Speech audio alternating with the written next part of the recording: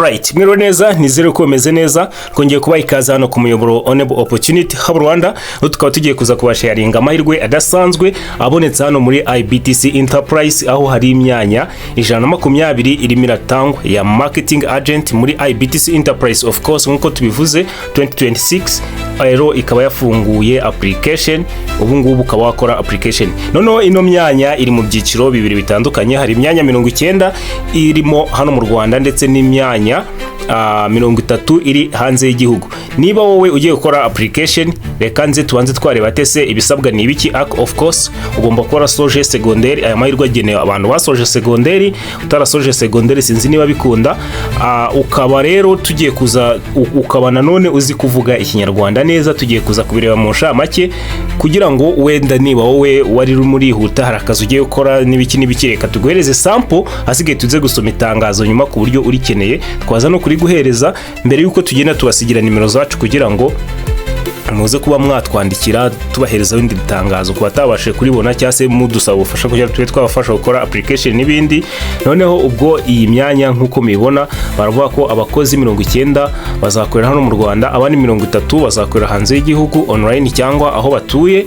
Noneho inshingano z'abakozi harimo kwamamaza services za IBTC Enterprise, gushaka abanyeshuri bashaka kwiga imyuga, ndetse hakaza gusobanurira abakiriya amasomo n'ibiciro no gufasha abanyeshuri kwiyandikisha. Nka gutya ama service atangwa yo kwiyandikisha online n'ibiki, uba ushobora kuba wafasha umuntu gukora application nyine ukamwapplyingira ukamwandikisha. Ibyo ngibyo ugomba kuba ubizi. Noneho ibisabwa kugira ngo uze kuba wakora ino application, ugomba kuba warize nibura amashuri yisumbuye, ukabuzi kuvuga nibura indimi ebyiri. Of course ugomba kuba wenda ushobora kuba wavuga icyongereza, ukavuga ikinyarwanda neza, ukaba wavuga na France, nyine indimi ebyiri, just indimi ebyiri muzo uzizi kuna gukoreshwa. Kuba uzi gukoresha telefone cyangwa internet, yes, ugomba kuba uzi gukoresha telefone yawe neza na internet ku buryo wenda niba umuntu avuze ati nshaka kwiyandikisha ushobora kuba wamufasha nyine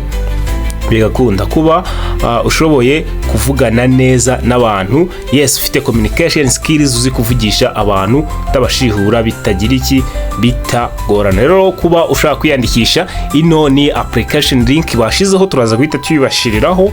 Noneho hano ni itangazo, reka turifungure tuze kurisomera hamwe. Rero bari bwo bwambere ugeza no ku muyoboro Onebu opportunity hub Rwanda, kandi ukabona aya mahirwe tuba dutangaza hano. Wazakena cyase hari mugenzi wawe ushobora kuyakenera, wakanda subscribe, share and comment, asigaye tukazajya tubana gatanu ku kandi. Rero tudatinze reka dukomeze. IBTC Enterprise, icyerekezo Business and Training Center Enterprise. IBTC nicyo bivuze. Noneho hano bakaba bavuze ngo itangazo ry'akazi nkuko mibona. IBTC Enterprise ni ikigo kigamije guteza imbere guhanga udusha mu bikorerwa mu Rwanda, ubumenyi ngiro n'ikoranabuhanga rigezweho.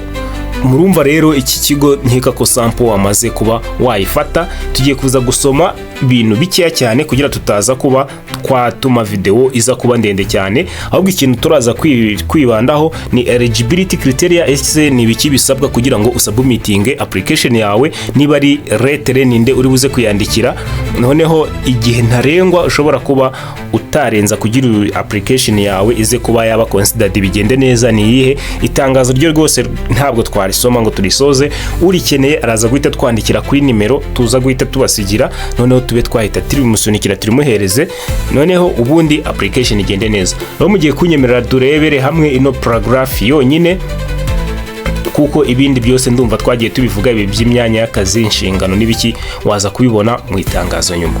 Noneho hano bavuze ngo ikigo IBTC Enterprise binyuze mu mashami yacyo ITTC, Icyizere Training and Teaching Center and IB Limited, Icyizere Business Limited, kinejejwe no kumenyesha abantu bose babyifuza ko kiri gutanga akazi ku bantu 120. Aka kazi kazamara imyaka 3. Yes, hano urumva rero aka kazi sinya nyine ugakora uzika imyaka 3 ariko ariko ugomba kuzakora, ariyo ugomba kuzakora. Iyo myaka yarangira nyine ubwo birumvikana akazi kaba karangiye, uhita ujya gushakira ahandi. Ko kwamamaza ibikorwa by'ikigo no gushaka abanyeshuri bashya bashaka kwiga imyuga itandukanye kigisha. Muri iki gihe hari igabanyirizwa, ubwo hano uraje ubyumve neza. Muri iki gihe hari igabanyirizwa rya 20% ku muntu wese wiyandikishije ku kiguzi cy'amasomo aziga. Aka kantu ukaza guhita ukumva nyine, kugira ngo niba n'umuntu agiye kugira icyo ugiye kuba wenda wamubwira ati hano gutya na gutya wakora application ukajya kuba wakiga, uhita unamubwira ko ashobora kuba yagabanyirizwa 20% ku kiguzi yaragiye utanga. Niba agomba gutanga ibihumbi 50, 20% of course ubwo bahita bamukuriraho nk'icumi, akaza kuba asigara yishura 40 niba ntibeshe, kuko ubwo ari 100 bakamukuriraho 20%, ubwo yahita asigara yishura 80. Yego nibyo imibare ndumva ikirimo. Noneho dukomereje, turashaka abakozi b'abahanga mu by'ubucuruzi no kwamamaza, marketing agent bakorera mu Rwanda ndetse n'abakorera hanze yarwo. Hano bahise bavuga imyanya nk'uko twe twabivuze, hari 90 bazakorera mu Rwanda, hari 30 bazakorera hanze y'igihugu. Inshingano rero ndumva tugiye kuza kuba twabireka, urabikenera za guhita bisoma, ako harimo kwamamaza ibikorwa byose by'ikigo IBTC Enterprise, usobanurira abantu serivisi n'ibicuruzwa bya IBT Enterprise mu turere twose baherereyemo. Rero ikintu nshaka ko tuza guhita turebaho nanone cy'ingenzi, kuko ndumva ibindi byose akazi wamaze kukumva, tugiye kuza kureba ibisabwa kugira ngo utangire. Ubwo ino nuza izi point tugiye kuza kuzigendamo neza. Nitubisoza turaza guhita tureba application link ku buryo wayibona, turaza guhita tunareba umushahara etc. bundi ko bakomeje kuvuga akazi bahemba ngahe, nabyo turaza guhita tubirebaho, hasigaye bize guhita bigira iki birangira. None hano ikintu cya mbere, kugira ngo wemererwe kumwamamaza agent wa IBT Enterprise, ugomba kuba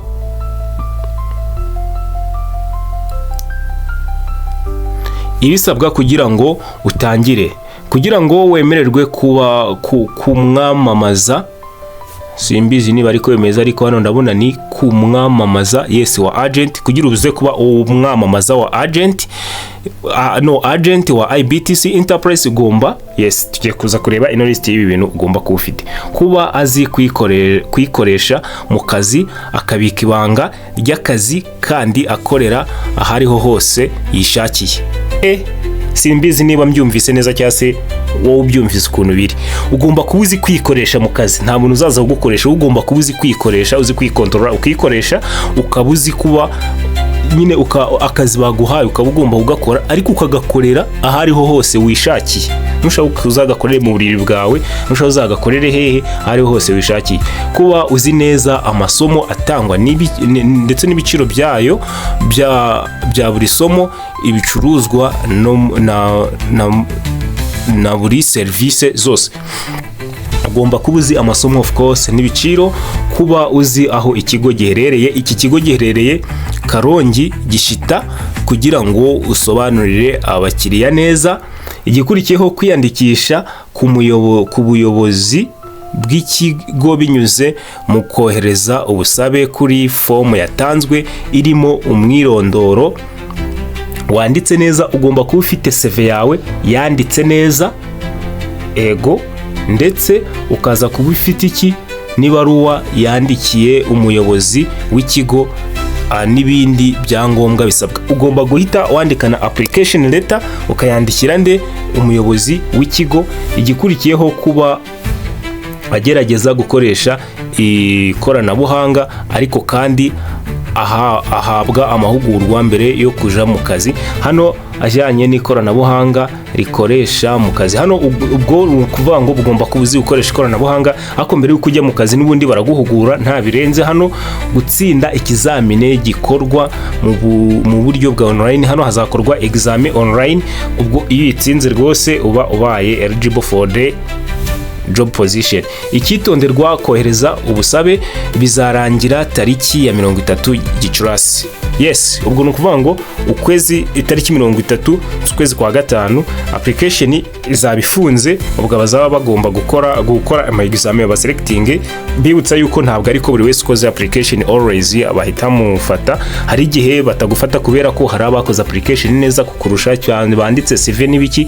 Ubwo hano ibindi ukeneye ibindi bisobanuro rwose ushobora ko waza ukareba service zabo batanga. Ushobora kujya online nkuko kuri website yabo twayiberetse. Noneho application link ni ngiyi turaza guhita tuyibahereza kugira ngo kuyibona byihute. Ushobora gukenera kuba wagira ibindi bintu ukenera kubaza ukaza kuba wakandika kuri no email cyangwa ugahamagara izi nimero. Yes, cyangwa akaduhamagara kuri phone cyangwa WhatsApp. Izi nimero rero ziri kuri no kuri WhatsApp wazikoresha. Ubwo ni ukuvuga ngo twebwe reka turestise ubundi kangerageze ndebe niba twabona amafaranga bahemba ngo nangahe, ubundi uze kuba wagira iki ahita ukora application. Noneho ubundi bahemba ibihumbi 25. Of course amafaranga ntabwo ari make kuko ubukorera ahantu ushaka ugume wanyu mu rugo akaba ari gukorera ahubwo igihe waba wagize iki abantu wabonye akaba ari bo bagenda baguhera commission ibihumbi 2 kuri buri muntu. Ubwo urumva ko hano amafaranga rwose ntabwo ari make mu gihe wakomeje gukora ibikorwa bindi byawe n'ibiki byose.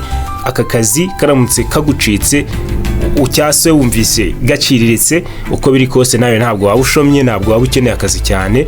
Asigaye ni muze guhita mugerageza. Rero kuri twebwe umuntu ushobora kuza kuba yakwaka support mbese nko kuba yakorganiza CV n'ibiki, araza kutwandikira kuri nimero zacu nk'ibisanzwe tudahwema kubahereza muri video tugenda tubakorera.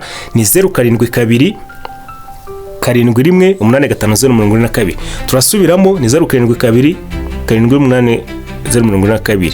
None niba ari bwo bwa mbugeza no ku muyoboro Onebu Opportunity Hub Rwanda wakanda subscribe kugira ngo dukomeze tubane neza gatanu ku kandi.